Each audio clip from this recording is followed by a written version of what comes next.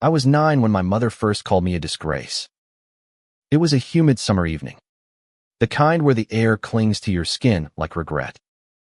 I'd spilled juice on the white tablecloth during dinner. A clumsy mistake that sent her eyes flashing with that cold, cutting disapproval I'd come to know so well.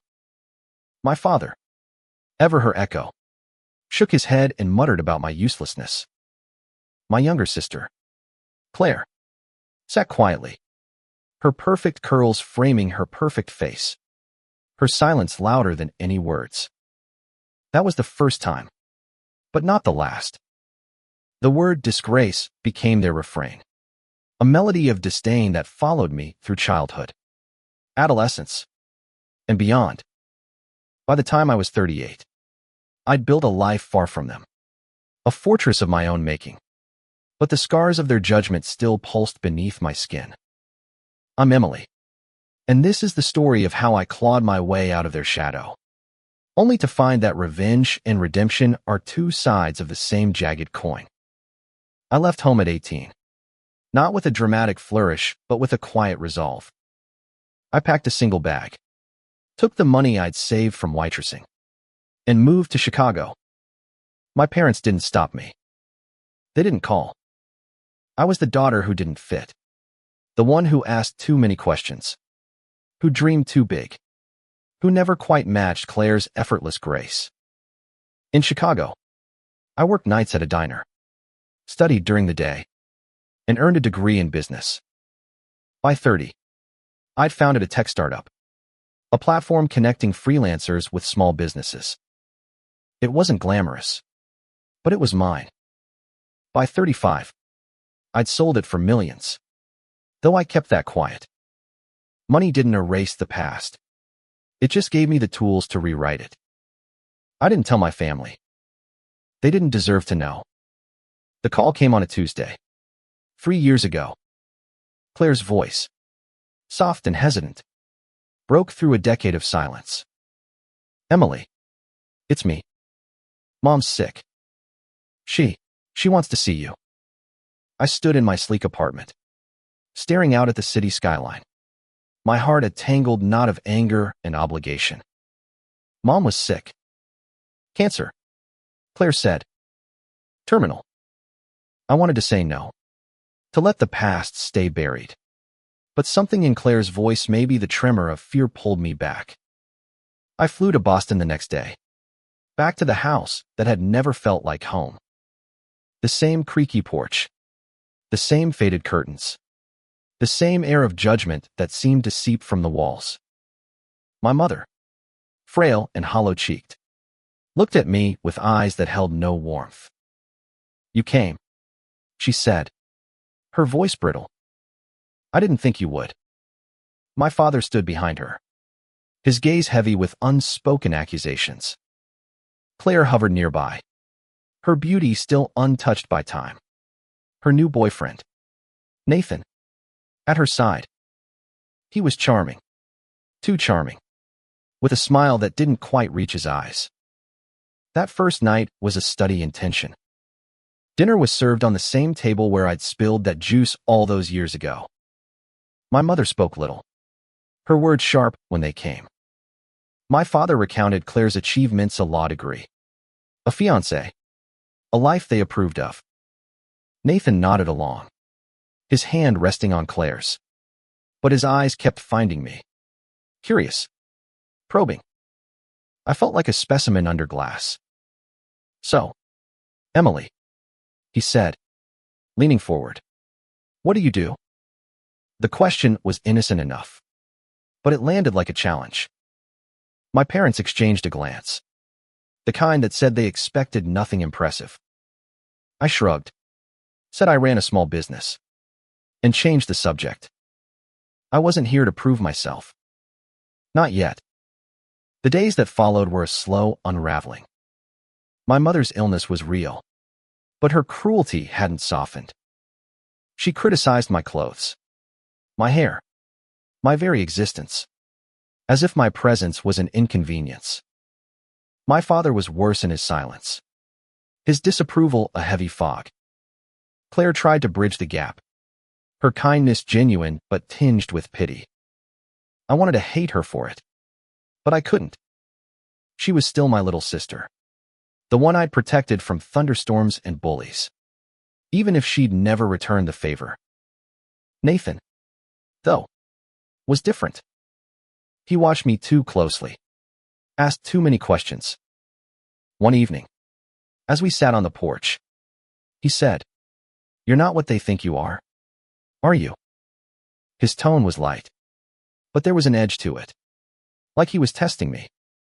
I didn't answer, but his words lingered, a spark in the dark. I started noticing things. Small things at first: a missing photo from the mantel, a drawer left slightly ajar in my mother's room. Then bigger things. Late at night, I heard whispers from the study. Nathan's voice low and urgent. My father's gruff replies. I couldn't make out the words, but the tone was wrong. Secretive. One morning, I found a folder in the kitchen, half hidden under a stack of mail. It was labeled Estate. Inside were documents about my mother's will, her assets, her properties. My name was nowhere to be found. Claire was set to inherit everything. I wasn't surprised, but the sting was sharp. A fresh wound on old scars. What did surprise me was Nathan's handwriting on a sticky note. A list of numbers and names I didn't recognize. It felt like a puzzle piece that didn't fit. I confronted Claire one night, after our parents had gone to bed. "What's going on with Nathan?" I asked, keeping my voice low. She frowned, her eyes wide with confusion. "What do you mean?" "He's great. He loves me." But there was a flicker of doubt in her expression, a crack in her perfect facade. I didn't push, but I started watching Nathan more closely. He was too smooth, too calculated. The way he moved through the house, the way he spoke to my father, it all felt rehearsed. I dug deeper, using the skills I'd honed in business research, analysis, instinct. I found his name in an old news article, linked to a fraud case that had never quite stuck. Nathan wasn't just Claire's charming boyfriend. He was a con man, and my family was his mark. The realization hit me like a cold wave, sharp and disorienting. Nathan was playing a long game, and my family, blinded by his charisma, was falling for it. I couldn't tell if Claire was his target or just a means to an end, but the thought of her being used twisted something deep inside me. Despite everything, she was still my sister. I spent sleepless nights piecing together the clues, my laptop glowing in the dark of my childhood bedroom. I hacked into public records, cross-referenced names from that sticky note, and found connections to shell companies, offshore accounts, and a trail of broken promises. Nathan had a history of cozying up to wealthy families, only to vanish when their bank accounts did. My parents, with their modest but substantial estate, were perfect prey. My mother's illness made them vulnerable, distracted. Nathan was counting on that. I didn't confront him right away. I needed proof, something undeniable. I also needed to understand why my father was whispering with him in the study. Was he in on it? The thought made my stomach churn. My father had never been warm, but I couldn't believe he'd betray Claire, not when she was his golden child. Still, doubt gnawed at me. I started shadowing Nathan, subtle but relentless. I noted his routines, his phone calls, the way he'd slip out to the garage at odd hours. One night, I followed him, creeping through the backyard like a thief. He was on his phone, pacing, his voice low but tense. "It's under control," he said. "The old lady's fading fast. We'll move soon." My blood ran cold. Move how? On what? I needed an ally, but trust was a luxury I couldn't afford. Claire was too smitten, my mother too weak, my father too complicit, or so I suspected. I considered going to the police, But what did I have? A sticky note and a bad feeling. Instead, I turned to an old friend from my startup days. Marcus, a private investigator with a knack for digging up dirt. I sent him everything I had: names, numbers, the article. Be discreet, I told him. This is personal. Marcus didn't ask questions. He never did. Within days, he sent back a dossier. Nathan's real name was Nathaniel Crane, and his rap sheet was longer than I'd feared. Fraud, embezzlement, identity theft. He'd never been convicted, always slipping through the cracks. The dossier included photos Nathan with other women, other families, other lives. I stared at one of him laughing with a woman who looked too much like Claire, and my resolve hardened. He wasn't just a threat to my family's money. He was a threat to my sister's heart. I decided to test Nathan, to see how far he'd go. At dinner one night, I dropped a hint, casual but pointed. I was reading about estate law, I said, swirling my wine. It's funny how easy it is to contest a will if there's foul play. My mother coughed, her frail hand gripping her fork. My father's eyes narrowed, but Nathan just smiled. That same polished smile. You've been doing some homework, Emily, he said, planning to rewrite the family story. His tone was playful, but his eyes were cold, calculating. I smiled back, matching his energy. Just curious, I said. You never know what's hiding in the fine print. Claire laughed, oblivious, but I saw my father shift in his seat. He knew something. I was sure of it. The next day, I found Nathan in the study, rifling through my mother's desk. He didn't see me at first, too focused on a stack of papers. I cleared my throat, and he froze, then turned with that disarming grin. Just helping Claire organize, he said, sliding the papers back. I didn't buy it. You're very helpful, I said, my voice dripping with sarcasm. Almost too helpful. He laughed, but it was forced, and I knew I'd rattled him. That night, I installed a tiny camera in the study, hidden in a bookshelf. It was a risk, but I was done playing defense. By morning, I had footage of Nathan photocopying documents. His face tense, his movements quick. He was building a case, forging something, maybe signatures, maybe a new will. I sent the footage to Marcus with a single instruction: find out what he's planning. Marcus called me 2 days later, his voice grim. He's working with someone local, a lawyer named Gerald Holt. Shady guy, specializes in estate disputes. They're planning to rewrite your mother's will to funnel everything to a trust Nathan controls. He's done this before, Emily. Once the money's gone, he disappears. I sat on the edge of my bed, my hands shaking. This wasn't just about money anymore.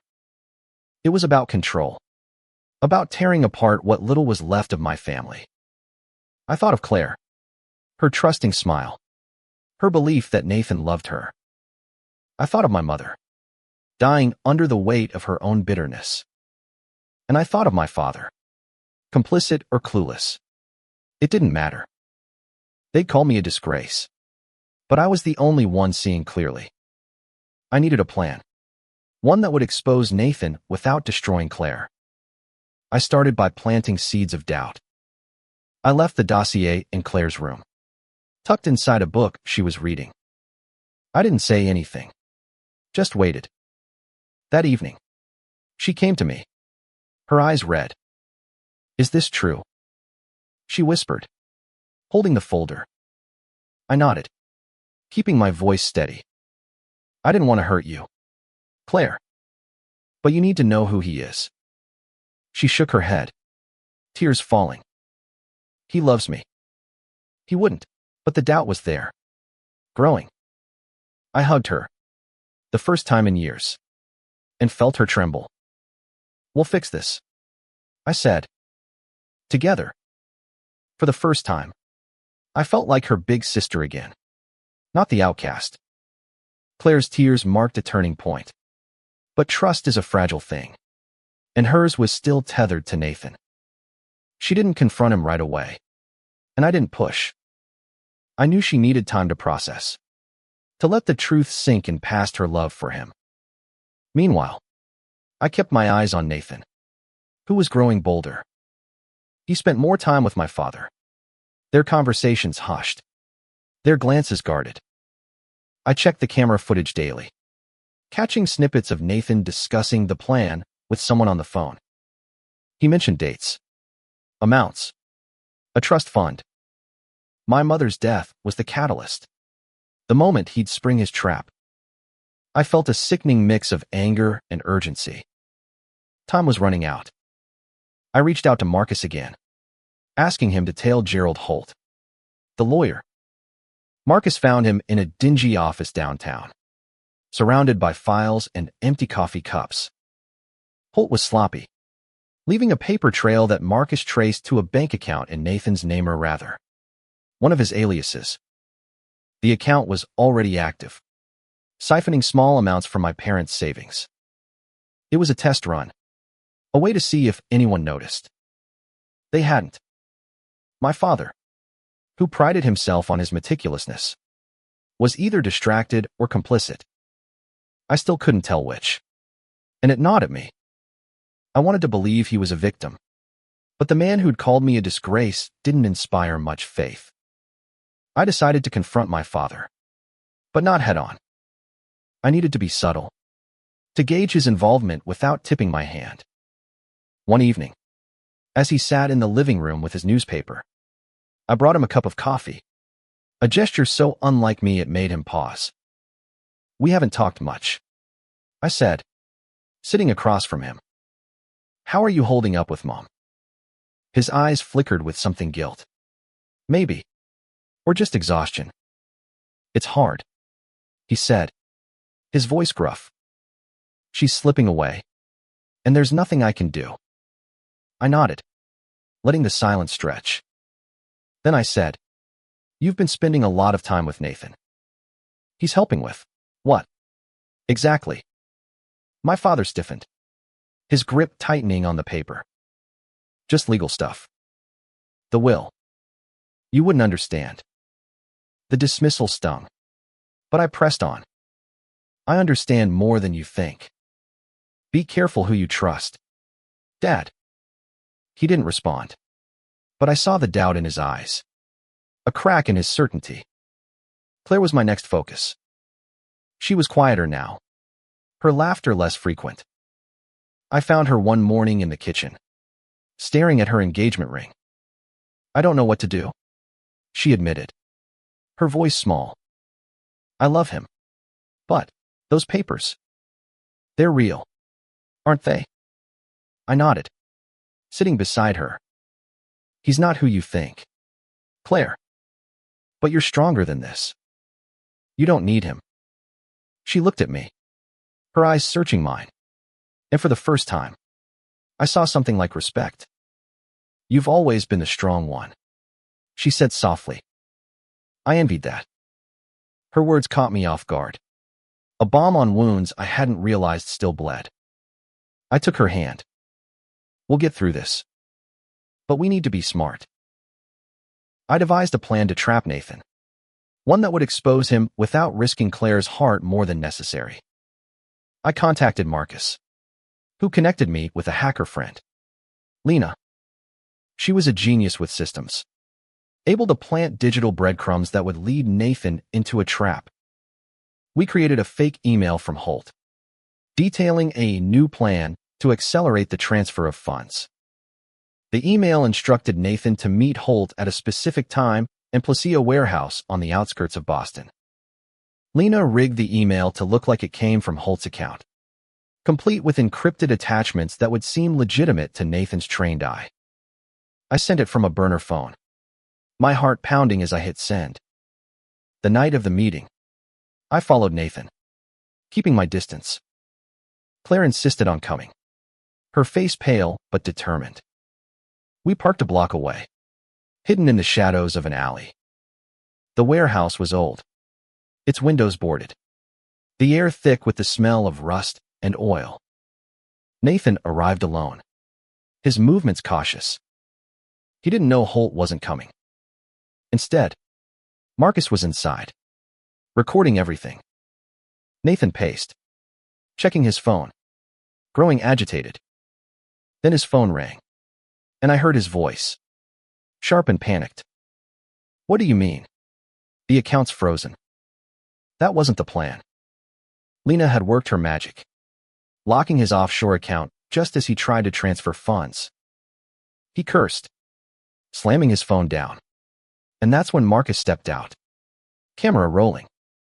"Nathaniel Crane," he said, his voice calm but firm. "You're done." Nathan bolted, but Marcus was faster, tackling him to the ground. Claire gasped beside me, her hand gripping mine. I wanted to shield her, but she needed to see this, to know the truth. Marcus zip-tied Nathan's hands, reading him his rights like a seasoned cop, though he wasn't one. The police arrived minutes later, tipped off by Marcus. They found the forged documents in Nathan's car, along with a laptop full of evidence. He'd been careless, assuming no one was watching. As they led him away, he looked at me, his eyes burning with hatred. "You," he spat. "You did this." I didn't flinch. "You made it easy," I said. Back at the house, Claire collapsed into my arms, sobbing. "I'm so sorry," she kept saying. "I didn't know." I held her, my own tears falling silently. For the first time, I felt like we were sisters, not rivals. My mother, too weak to leave her bed, listened as I explained everything. Her face was unreadable, but there was a flicker of something, maybe regret, maybe pride. My father was silent, his head bowed. "I didn't know," he said finally. "I thought he was helping." I wanted to believe him, but trust was a long way off. Still, I saw the weight of his mistakes in his eyes, and for the first time, I didn't feel like the disgrace. The aftermath of Nathan's arrest was a quiet storm. The house felt emptier, as if his presence had been a poison seeping into the walls. And now, with him gone, we were left to face the damage. Claire was a ghost of herself, moving through the days with hollow eyes. She'd given her heart to a lie, and the betrayal cut deeper than she could say. I wanted to fix her, to take away the pain, but all I could do was be there, a steady presence in a world that had tilted off its axis. My mother's condition worsened, her breath shallow, her words fewer. My father retreated into himself, his silence heavier than ever. I was the one holding us together. The disgrace turned anchor, and the irony wasn't lost on me. I spent hours with Claire, listening as she poured out her guilt, her anger, her fear. How did I not see it? She asked one night, curled up on the couch with a blanket draped over her shoulders. How did I let him fool me? I didn't have an easy answer. Love blinds us, I wanted to say. But instead, I told her about my own mistakes. The times I'd trusted the wrong people in business. The times I'd fallen and had to claw my way back. "You're not defined by this," I said. "You're stronger than you know." She looked at me, her eyes searching for truth, and nodded slowly. It wasn't forgiveness. Not yet. But it was a start. My mother called for me one afternoon, her voice barely a whisper. I sat by her bed, the room dim and heavy with the smell of medicine. "Emily," she said, her eyes fixed on the ceiling. "I was wrong about you." The words were so soft I almost missed them, but they hit like a thunderclap. I waited, my heart pounding, for her to say more.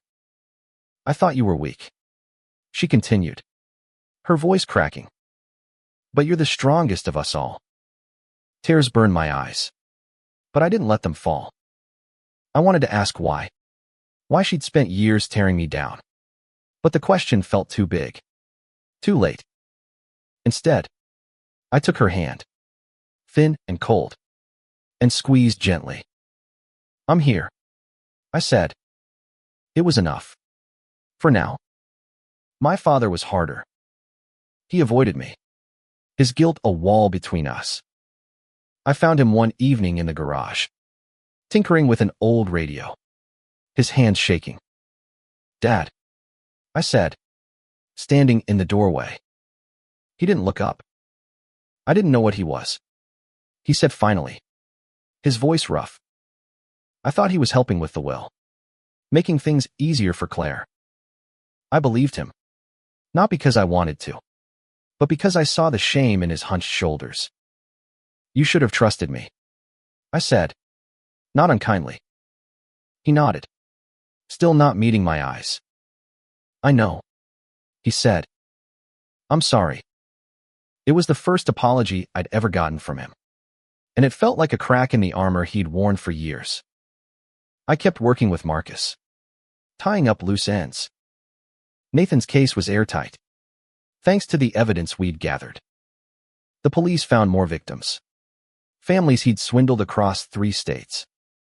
He was looking at years in prison, maybe decades. But justice wasn't enough to heal what he'd broken. Claire needed time, and I needed to make sure the estate was secure. I met with a new lawyer, a woman named Sarah who came highly recommended. She reviewed my mother's will, ensuring Nathan's tampering hadn't gone too far. To my surprise, she found a codicil, added years ago, that left me a small portion of the Estatia piece of land my mother's family had owned. It wasn't much, but it was a gesture, a quiet acknowledgement that I hadn't been entirely erased. I drove to the land one afternoon, a quiet stretch of forest an hour outside Boston. It was wild, overgrown, untouched by the city's noise. I walked the paths, my boots sinking into the earth, and felt a strange peace. This was mine, not because of my parents' approval, but because I'd earned it, in my own way. I imagined building something here, not a house, but a retreat, a place for people like meatcasts, survivors, those who'd been told they weren't enough. The idea took root, a spark of purpose in the ashes of my anger. Back at the house, Claire started to come back to herself. She laughed again, tentative at first, like she was testing the sound. We spent evenings talking, not just about Nathan, but about everything our childhood, our dreams, the years we'd lost. She told me she'd always admired my independence, even when our parents didn't. You never cared what they thought, she said. I wanted to be like that. I shook my head. I cared, I admitted. Too much. But I learned to care about myself more. She smiled, and it felt like a bridge, fragile but real, spanning the gap between us. My mother passed a week later, quietly, in her sleep. The grief was complicated, a tangle of love and resentment. At her funeral, I stood beside Claire, our hands clasped, my father a silent shadow nearby. The service was small, just family and a few neighbors. As we left the cemetery, Claire leaned into me, her voice soft. Thank you, she said, for everything.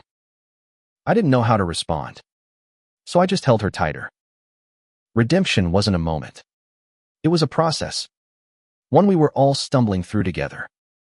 The weeks after my mother's funeral were a blur of paperwork and quiet moments. Claire and I sorted through her things, keeping what mattered, letting go of what didn't. Each photo, each trinket, carried a memory, some sharp, some soft. We laughed over a picture of us as kids, dressed in matching Halloween costumes, and fell silent over a letter my mother had written to my father, full of love I'd never seen. My father helped when he could, but he was a shadow, moving through the house like a man lost. I didn't push him.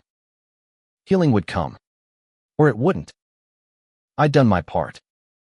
I focused on the land, my unexpected inheritance. I met with architects, planners, people who saw what I saw as sanctuary for those who needed it. I called it Haven, a name that felt right, simple, hopeful. The plans were ambitious: cabins, gardens, a community center for workshops and therapy. I funded it with my own money, the millions I'd never told my family about. It wasn't about proving them wrong anymore. It was about proving myself right. I'd spent years running from their judgment, but now I was building something that could outlast it. Claire started helping, her legal background a godsend for navigating permits and contracts. She threw herself into the work, as if it was her redemption too. "This is good," she said one day, poring over blueprints. "This is what we should have been doing all along." I smiled, feeling the weight of our shared history lighten just a fraction. We were sisters again, not just in name, but in purpose. She still carried the scars of Nathan's betrayal, but she was finding her way back, one step at a time. My father was the hardest piece of the puzzle. He started joining us for dinner, his presence tentative, like he was testing the waters. One night, he brought up the past, unprompted. "I was wrong," he said, his voice low, his eyes on his plate. "About you, Emily. I didn't see you." The admission was raw, unguarded, and it caught me off guard. I wanted to lash out, to ask why it took so long, but I saw the pain in his face, the weight of his own failures. "I see you now," he added, and for the first time, I believed him. I nodded, unable to speak, and we sat in silence, the kind that heals more than it hurts. Nathan's trial was looming, a shadow over our fragile progress. Claire was called to testify, and I went with her, sitting in the courtroom as she recounted their relationship, her voice steady despite the tears. Nathan didn't look at her, his face blank, his charm gone. The evidence was overwhelming: documents, recordings, the dossier Marcus and I had built. He was convicted on multiple counts of fraud and sentenced to 15 years. As they led him away, I felt no satisfaction, only relief. Justice wasn't a cure, but it was a start. I kept in touch with Marcus, who'd become a friend through all this. He checked in on Haven's progress, offering advice, even volunteering to teach a self-defense workshop once it was built. "You're doing something real here," he told me. "Not many people would." I shrugged, but his word stayed with me, a reminder that my worth wasn't tied to my parents' approval, or anyone's. I was enough, had always been enough, even when they couldn't see it. Claire and I took a trip to the land one weekend, just the two of us. We walked the paths, now cleared and marked for construction. The air was crisp, the trees golden with autumn. "I'm proud of you," she said suddenly, stopping by a stream. I don't think I ever said that. I looked at her, my throat tight. "I'm proud of you too," I said. We stood there, the water rushing past, and I felt something shift, a lightness I hadn't known I could feel. The past wasn't gone, but it wasn't all we were anymore. Back in Boston, I started therapy, something I'd resisted for years. The sessions were hard, peeling back layers of anger and hurt, but they helped me see my parents not as monsters, but as flawed, human, trapped in their own pain. I didn't forgive them, not fully, but I started to understand them, and that was its own kind of freedom. My father began joining us at Haven's planning meetings, offering small suggestions, his voice hesitant but sincere.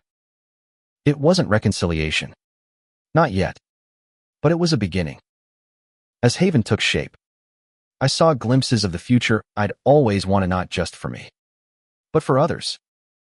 A place where people could rebuild, where they could be seen.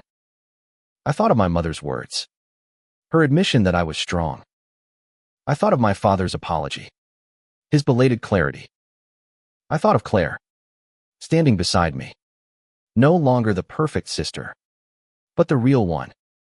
And I thought of myself, the disgrace who'd turned out to be the CEO of everything, not in their eyes, but in my own. Haven began to take shape faster than I'd expected. By spring, the first cabins were framed, their wooden skeletons rising against the forest green. I spent weekends there, overseeing construction, meeting with contractors, and sketching plans for the gardens. It was exhausting, but it was the kind of exhaustion that felt right. Like I was building more than just structures, I was building a legacy. Claire was there most days too, her energy a quiet force. She'd traded her polished suits for jeans and work boots, her hands calloused from carrying supplies. "This feels real," she said one day, wiping sweat from her brow. "Not like the life I thought I wanted." I nodded, understanding. We were both rewriting our stories, one nail at a time. My father started visiting the site, unannounced at first, standing at the edge of the clearing with his hands in his pockets. I didn't know what to make of it, but I let him be. One day, he brought a toolbox, old and rusted, and started fixing a gate that had come loose. "I used to be good at this," he said, his voice gruff but not unkind. I watched him work, his movement steady, and felt a flicker of something like hope.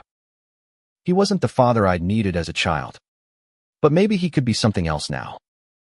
We didn't talk about the past, not directly, but every repair he made, every hour he spent, felt like an apology in action. Claire opened up more as the months passed. She told me about Nathan, not just the betrayal, but the moments she'd thought were real, the late-night talks, the promises of a future.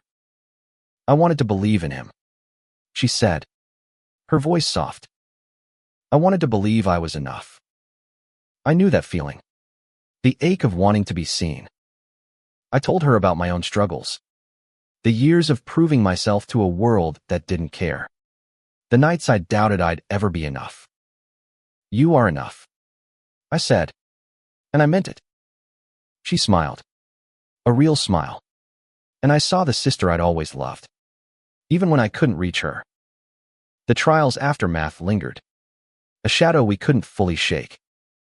Nathan's conviction had exposed other victims, and some reached out, their stories eerily similar to ours.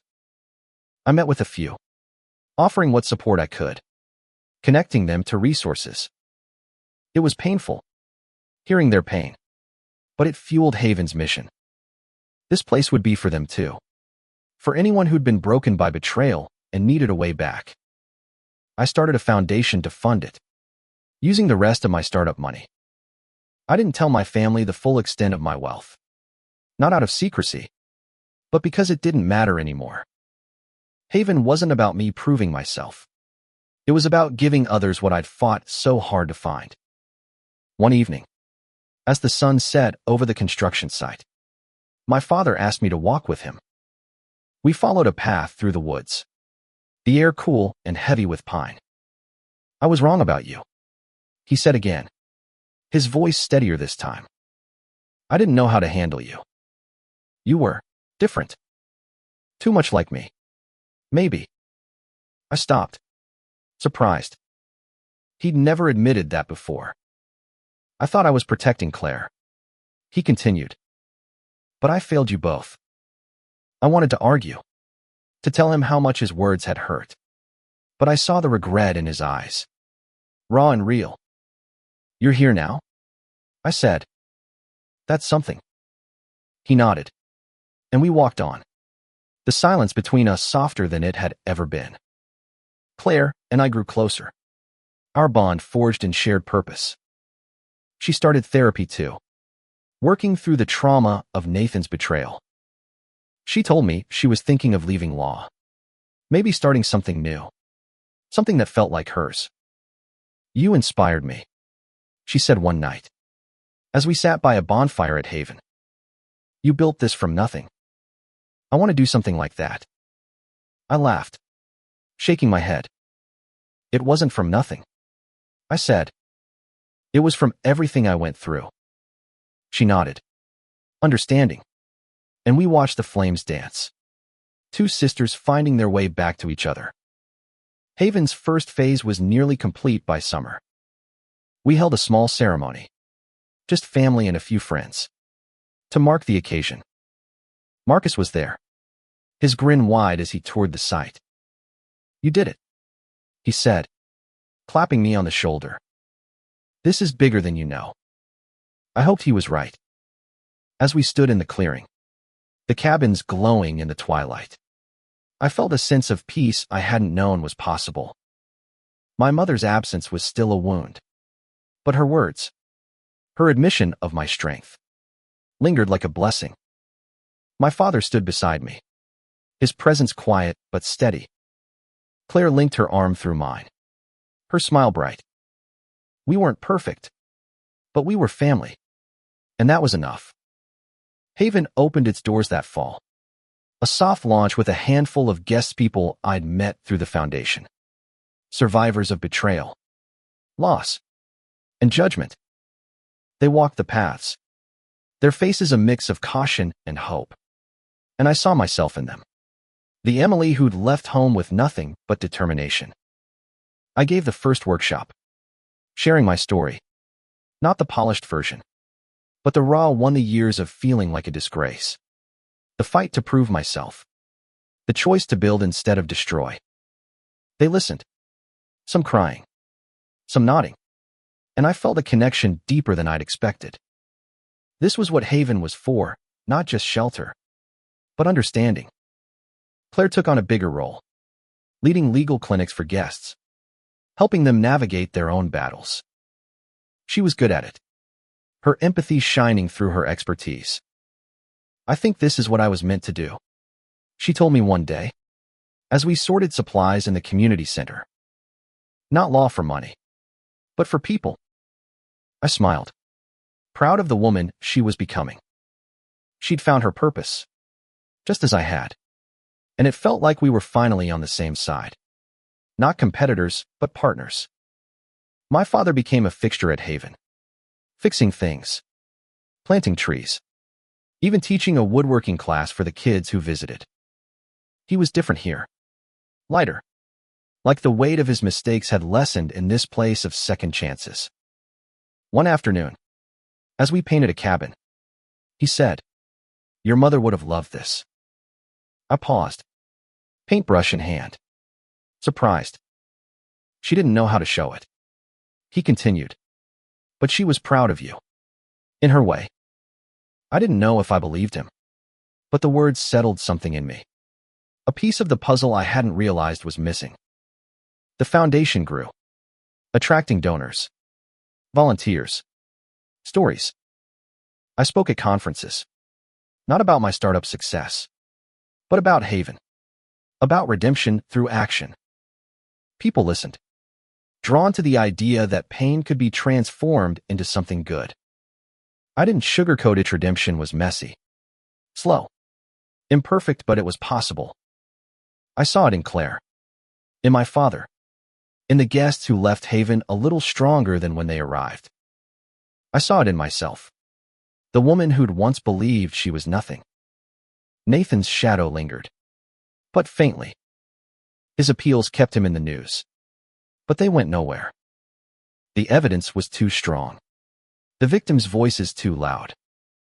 I didn't follow the stories closely. I didn't need to. He was the past, and Haven was the future. Still, I kept tabs through Marcus, just in case. He's not getting out, Marcus assured me. You made sure of that. I nodded, grateful for his help, his friendship. He'd been my rock, and I made sure he knew it. One night, Claire and I sat on the porch of the main cabin, the stars bright above us. Do you ever think about what Mom said? She asked. About you being the strongest. I nodded, my throat tight. All the time. I said. It's what keeps me going. She leaned her head on my shoulder. A gesture so simple it broke my heart open. You're the CEO of everything, she said, half laughing, half serious. I laughed too, remembering Nathan's words, the ones that had sparked this whole journey. Not everything, I said. Just this. I gestured to Haven, to the cabins, the paths, the life we were building. It was enough. My father joined us later, bringing mugs of hot chocolate, a small gesture that felt like a gift. We talked about the future, about expanding Haven, about bringing in more programs. He suggested a music therapy class, something he'd read about, and I saw the spark in his eyes, the same one I'd inherited. We could do that, I said, and he smiled, a real smile, the kind I hadn't seen since I was a child. We were rebuilding, not just Haven, but us, piece by piece. As winter approached, Haven hosted its first holiday event, a gathering for guests and their families. The community center was strung with lights, the air filled with laughter and music. I stood at the edge of the room, watching Claire dance with a guest's child, my father chatting with a volunteer.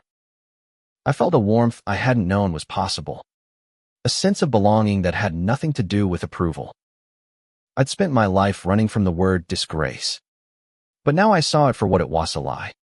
One I'd overcome not by revenge, but by redemption. Winter settled over Haven like a quiet promise, blanketing the cabins in snow, softening the world's edges. I walked the paths each morning, my breath visible in the crisp air, checking on the guests, the gardens, the dreams we were nurturing. Haven was more than a place now. It was a living thing, growing with every story, every step toward healing. I saw it in the guests who arrived broken and left with a spark of hope, in the volunteers who found purpose in helping others, in my family, who were learning to be a family again. I wasn't the disgrace anymore, and maybe I never had been. I was Emily, the woman who'd built this, not out of anger, but out of love. Claire was thriving, her confidence growing with every workshop she led. She'd started dating again, cautiously, a local teacher who volunteered at Haven. He was kind, unassuming, nothing like Nathan, and I saw the way Claire's eyes lit up when he was around. I'm scared, she admitted one night, as we sorted donations in the community center. What if I mess this up too? I took her hand, remembering my own fears. You won't, I said. You're not the same person you were. None of us are. She nodded, her smile tentative but real, and I knew she'd be okay. My father was a constant presence now, not just at Haven, but in my life. He called me weekly, asking about the foundation, about me. He sent me a letter once, handwritten, something he'd never done. I'm proud of you. It read, simple and direct, and I cried when I read it. Not out of pain, but relief. We still had work to do, gaps to bridge, but we were trying, and that was more than I'd ever thought possible. He spent Christmas at Haven, helping the kids build snowmen, his laughter echoing through the clearing. I watched him, my heart full, and realized I'd forgiven him, not because he deserved it, but because I needed to. Haven's first year was a success, measured not in money, but in lives changed. We expanded, adding more cabins, a therapy room, a library filled with books donated by supporters. I hired a staff, people who believed in the mission, and stepped back a little, letting Haven breathe on its own. I still led workshops, still walked the paths, but I was learning to trust others, to let go of the need to control everything. It was hard, but it was right. I wasn't the CEO of everything. Despite Claire's teasing, I was just one part of something bigger. One spring morning, as the snow melted and the first buds appeared, Claire and I sat by the stream. The same one where she'd told me she was proud of me. "Do you ever think about Mom?" she asked, her voice soft. I nodded, watching the water rush over the rocks. I think about what she said, about me being strong. I think she saw it. At the end, Claire leaned against me, her warmth a comfort. "She did," she said. "And so do I." We sat in silence, the stream singing its endless song, and I felt the weight of the past lift. Not gone, but lighter. The foundation grew, attracting attention from newspapers, even a documentary crew. I told our story, not just mine, but ours, Claire's, my father's, the guests. I talked about Nathan, not as a villain, but as a catalyst, the spark that forced us to face our flaws, our strengths.